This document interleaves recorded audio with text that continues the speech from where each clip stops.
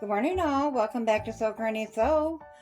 We often get so busy making projects for our loved ones and friends that we really don't put out anything for ourselves. We're going to do a little self care on this video, making yourself a nice quilt.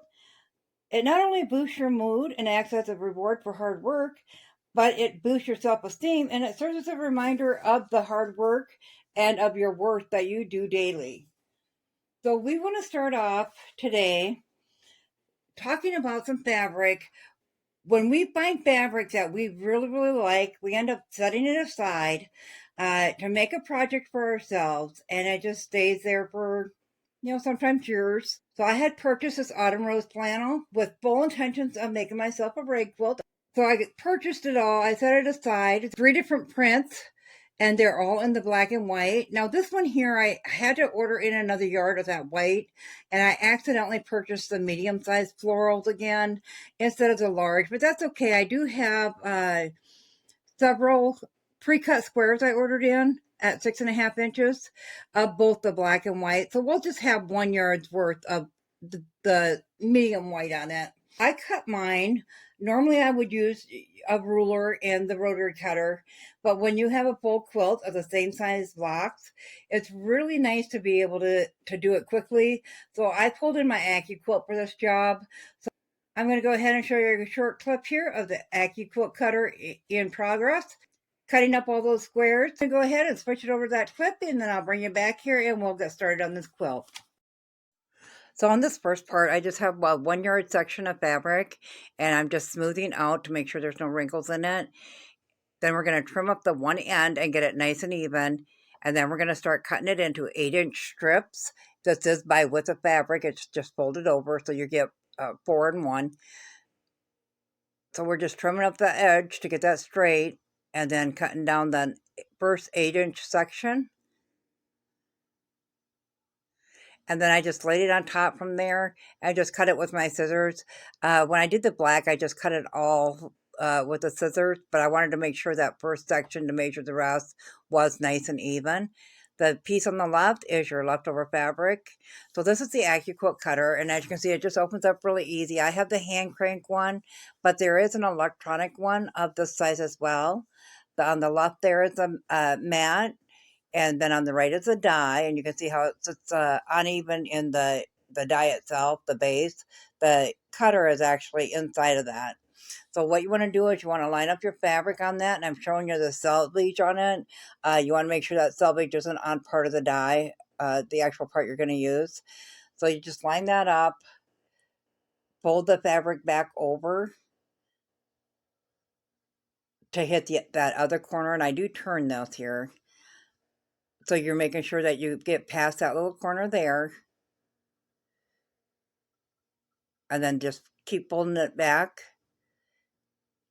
smooth it out, and then fold it one more time. And then I'm just going to take the scissors and I'm going to trim that end off because that's a double layer, and I can unfold that and get one more square out of that cut as well.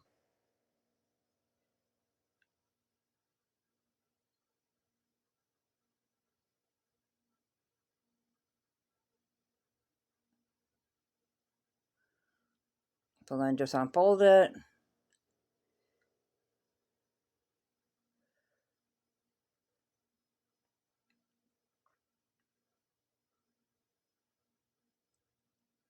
And then flip it back around and fold it one last time, and then we'll trim off that end there, and that'll be excess fabric as well that we won't be using in the quilt. And I just have a pile going of the flannel, and we'll make something else with that at a later date. Then you put that mat back on top of that die, and you put it on the left side right up to the roller, and then you turn the crank. At first it didn't go, I had to push on it a little bit, and then you just roll it through. Now the electric one will just send it through automatically. You won't have to do the hand crank, of course. But then when it comes out the other side, you can, I always put my hand in there because it lifts up like that with a static, and I'm just straightening the fabric back out there. But if you look at the corners, you can see the two highest corners will have the smallest fabric that's scrap on the outside. As long as those corners fully have it on the top square, then you know all your squares got cut perfectly. So now the these are making perfect is going to be 11 squares wide and 12 squares long. These are all 6.5-inch squares, but you will have the fringe that you're going to snip into the fabric around each square, which is going to take a 3/4 inch edge off of all the way around. So you're going to lose 1.5 inches. So by the time you're done, it's going to be a 5-inch square. So you're going to need a total for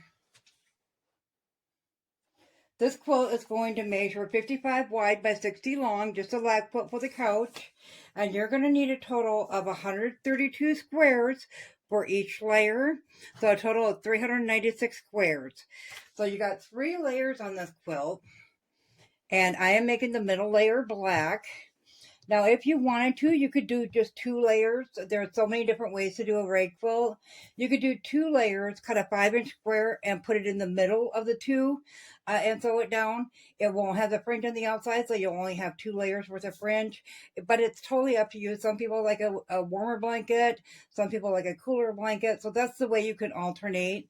So these are our middle squares. Of course, you're going to need 1 for each set. And we're using a black-white combination pattern in our quilt. So it'll be black, white, black, white. And then on the reverse side, we'll do the opposite. So if we have the black of this pattern on the bottom, then we'll put a solid black one in there.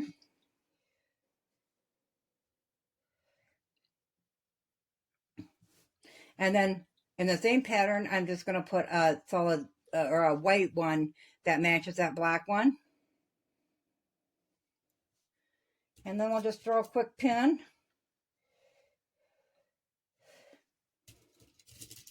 Into this side. And this side.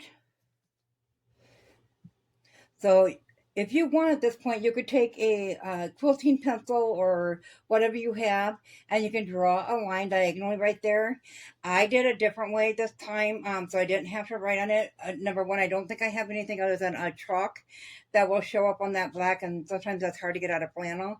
So I'm just going to go ahead and bring you on over to the sewing machine. I have it taped off, and I'll bring this one with to show you. Okay, so what I wanted to show you first, as you can see, I have a piece of tape here, and I just took a pencil at first. I put my ruler underneath right where the needle's going to drop at and made sure that it was lined up here, so it was very squared off. I drew a line there, and then I just laid my tape there. And then with the center of that quilt block, right in that center like that, right there where your needle's going to land, I also marked off this one over here. You want to make sure this side's lined up, or at this point, and this point is lined up. And between the two of them, as long as you, between this one here being lined up here, as long as you keep your point there lined up, your point, of course, up at the sewing machine lined up underneath your needle, and then this point lined up with your tape, you should be straight across at a diagonal the whole time you're sewing. So I thought that would be much easier than trying to mark them all off. So I'm going to go ahead and start sewing this. You're going to just sew that diagonal line on that. So and I did put in a nice green that matches with the leaves, both on the front and the back. Instead of doing a white or a black, I thought that would be a little more appropriate for it, since it matches both. So we're going to go ahead and start sewing on this. Put it right underneath there. Now, some people go in from the end, from the corners. They go in because you're going to do that 3/4 inch on each side anyways. So some people go back farther. I've just always started at the end. Multiple people do. That's all up to you on how you want to do it. And you'll see what I mean by that here in a minute.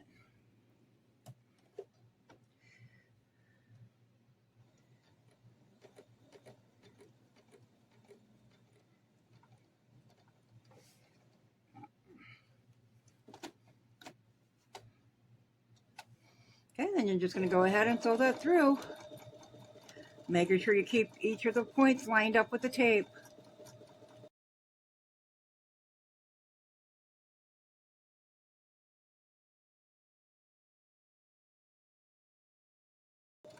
So if you're sewing multiples of it, you can definitely chain feed through each of the pieces, and then you can take it off the sewing machine. I'm going to do just one here to show you, and then we're going to go ahead and start chain stitching them.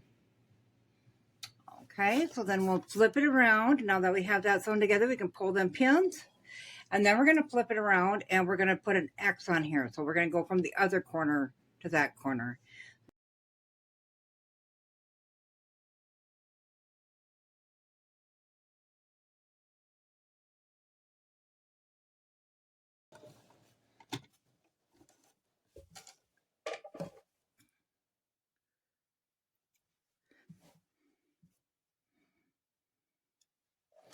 Okay, I will bring you back to the table and we'll take a look at it.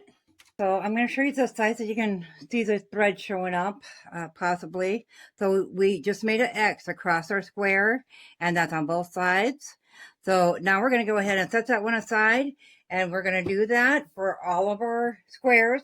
So I'm going to go ahead and I'm going to get those sewn up, and I'll meet you back here, and I'll show you how we're going to put our rows together. Now that we have all of our squares with the X's sewn in them, we're going to go ahead and put our squares together. And how we're going to do that is we're just going to put the right side or the wrong sides back to back. So the sides we want shown on the top are going to be pointed out on both of them. So we'll get that together. I haven't been pinning mine as I sew them together, but then you just, if you want to pin, go ahead. You're going to take it to the sewing machine and you're going to put a 3/4 inch seam along there. And this will be the front side, and you want that seam to show on the front side, and then the back will be nice and smooth. So you'll just continue to do that throughout your row and join all your row together. So I'm going to go ahead and show you what that looks like. It will look like that on the front side. So you will have that 3/4 inch seam on the top, but that's what we're going to be trimming up, snipping to make our fringe on the front. And that is what the back side looks like. So I will go ahead and get this sewn together and add it to the end of this row. This is our second row we got done. We're going to work the rest of this week, getting all of our X's sewn into our squares and getting them put together in rows. And I will meet you back here next week. We'll get these rows put together and start snipping our quilt. As always, guys, if you found this video useful, go ahead and give it a big thumbs up. It really helps our channel grow. If you haven't subscribed yet, go ahead and hit that subscribe button because we'd love to have you here at Sew Granny Sew. Thanks all. Have a great day. Bye.